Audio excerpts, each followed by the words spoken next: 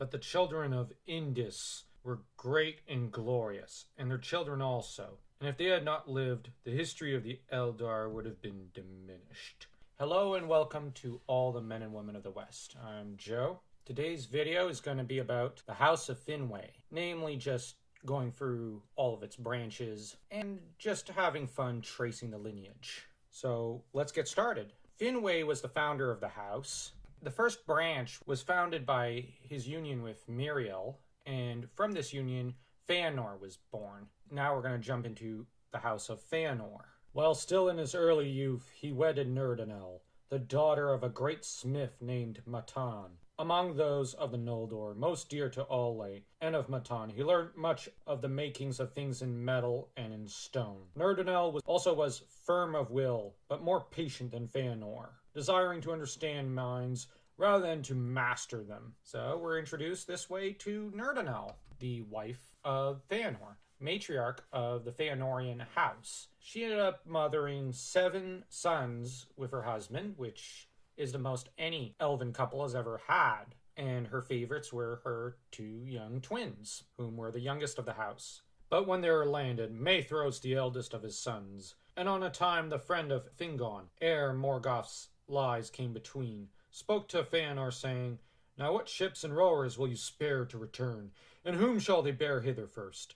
Fingon the valiant." Maethros the tall is probably my favorite of the Fëanorian house. He was also the best fighter of his siblings. He would have no kids and died by throwing himself into a volcano after getting his last surviving hand on a Silmaril, because Daddy Dearest had all the kids swear a mighty oath on Eru's name and Varda's and Manwë's to destroy anyone who got in the way of them and their precious shiny rocks. Which leads me to the next member of this house, Maglor. Maglor took pity upon Elros and Elrond, and he cherished them, and love grew after between them, as little might be thought. But Maglor's heart was sick and weary with the burden of the dreadful oath. Maglor is also the finest musician of all elves, and was to throw his Silmaril, after him and Maethros got their mitts on him, into the sea after it burnt the flesh of his hands, and then he spent the rest of his days singing and crying by the sea. The next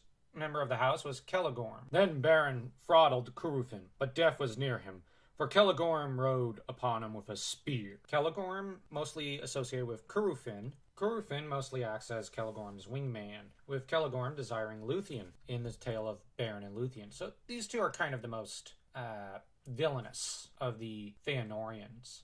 But between them is Caranthir. Caranthir, who loved not the sons of Finarfin, and was the harshest of the brothers, and the most quick to anger, cried aloud, "Yea, more! Let not the sons of Finarfin run hither and thither, with their tales to this dark elf in his caves. Who made them our spokesman to deal with him? And though they be come indeed to Beleriand, let them not so swiftly forget that their father is a lord of the Noldor, though their mother be of other kin." He's the angry one in the family. And after him we get Curufin, who mostly acts as a wingman for Celegorm. Curufin's noteworthy for also being the father of Celebrimbor, the great smith who forged several of the rings of power. This is going to be very pertinent in the upcoming Amazon series of the Rings of Power. But before we get to Celebrimbor, we've got of Amrod and Amrys. It is said, "In later days, after departing from Aman, there were great hunters in the woods of Middle-earth.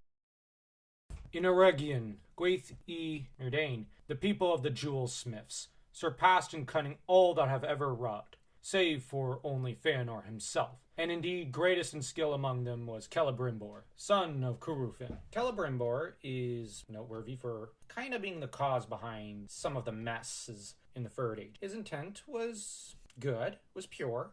Only thing is, he was initially chums with Anatar, Lord of Gifts, whom came to him dressed in bright red and with a false beard and said, "I'm here to give gifts." He wasn't really. Celebrimbor ended up redeeming himself, although he was used as a grisly banner for Sauron's armies. Next up for discussion is Indis. Was, well, of the Vanyar. It's through her that some members of the House of Finwe got golden hair. Indis had loved Finwe in her heart ever since the days when the Vanyar and the Noldor lived close together. In one of his wanderings, Finwe met her again upon the inner slopes of Oiolose, and her face was lit by the golden light of Lorelin that was shining in the plain of Ezelohar below. In that hour, Finwe perceived in her eyes the love that had before been hidden from him. So it came to pass that Finwe and Indis desired to be wedded. Pretty big deal, this relationship, although it came after a bad bout of postpartum on Miriel's part, after she gave birth to Feanor. Feanor's one of my favorite characters of all times, but I can't imagine he might have been an easy baby to rear. That said, Indis would prove herself quite the great mom, and would end up mothering a great host of children, starting with Findis, the eldest daughter of Finwe and Indis. Then came Fingolfin. Thus he came alone to Angban's gates, and he sounded his horn, and smote once more upon the brazen doors, and challenged Morgoth to come forth to single combat. And Morgoth came. We're going to talk about my favorite elf of all times, Fingolfin. He was the eldest son of Finwe and Indis. He was High King after his brother's failed reign, which, like I said, I really like Feanor, but he was not exactly a great king. Now, Fingolfin could have been challenged by Maethros, but Maethros passed a crown to him and agreed to be his vassal. Now, Fingolfin was married to Anai Ray, and through her, fathered several children of his own, notably Fingon, who was to be High King after him. And of Fingon, it is said, but Fingon could not release the Helra bond upon his wrist, nor sever it, nor draw it from the stone. Again, therefore, in his pain, Maethros begged that he would slay him, but Fingon cut off his hand above the wrist, and Thorondor bore them back to Mithrin. So Fingon's a pretty heroic guy, but he was to die in the Nirnaeth Arnodiad. The next High King of the Noldor was technically Turgon, who was also King of Gondolin, and he is the second son of Fingolfin. And of him it is said, and most of all his kin, Morgoth, feared Turgon. For of old in Valinor his eye had alighted upon him, and whenever he drew near, a shadow had fallen on his spirit, foreboding that in some time, that yet lay hidden from Turgon, ruin should come to him. Turgon would have quite the impact on the story. He's also the father-in-law of Tuor. He married Elenwe, who died in the Helgaraxe, and his daughter Idril would be one of the few survivors of Gondolin. It would be her idea to essentially prepare a exit stage left from Gondolin without telling her father or her cousin, Meglin, of this hidden passageway. And so it was through her cunning and Tuor's courage and resourcefulness that survivors of the Noldor escaped from Gondolin. Next comes Erethel. Now, she would kind of end up not exactly getting into the best of marriages. She was in Gondolin, and she ended up forced to marry Eol in a marriage that was, in terms of consent, rather dubious at best. She would die for her son Meglin because her husband would throw a poisoned spear at Meglin. Of course, Erethel jumped in the way, was poisoned, and she perished that night. As for Meglin, well, he would be cursed by his father. Meglin would betray Gondolin, but would be thrown like his father over the walls of Gondolin. Argon was the next son, and he would distinguish himself in the Battle of Lamoth, fighting against the Orcs, and even slaying a captain of the Orcs. But he sadly died there. Next up, we've got Irime, another daughter of Finwe, and we don't really know much about her. All she really did was cross the Helgaraxe into Middle-earth with her brother, and that's it. That's all we know. Of Finarfin it is said, but the host of the Valar prepared for battle, and beneath their white banners marched the Vanyar, the people of Ingwe, and those also of the Noldor, who never departed from Valinor, whose leader was Finarfin, the son of Finwe.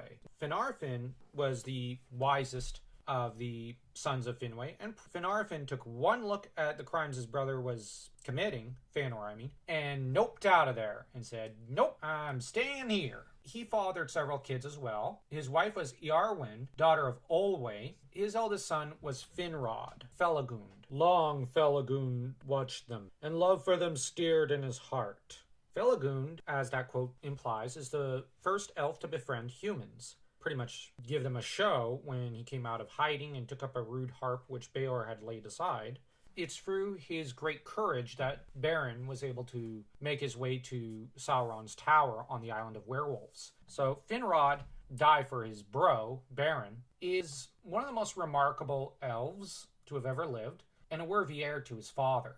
He was king of Nargothrond until he was overthrown by the Feanorians, with his successor being Orodreth, and we'll talk about him in a moment. For now, let's get to Angrod. His wife was Athelos, and may have been the father of Orodreth in some versions. Now, the original version of the story that I read of Turin Turambar had Orodreth as the nephew of Finrod, but I kind of prefer Orodreth being a younger brother of Finrod. So I'm just going to mention that here, and I'm going to move to Egnor, who, like his older brother, Angrod, died in the Dagor Bracolak. We then get Galadriel, who was married to Celeborn. And of Galadriel it is said, very tall Galadriel and Celeborn were, and the lady no less tall than the lord, and they were grave and beautiful. She was apparently the fairest of all the elves.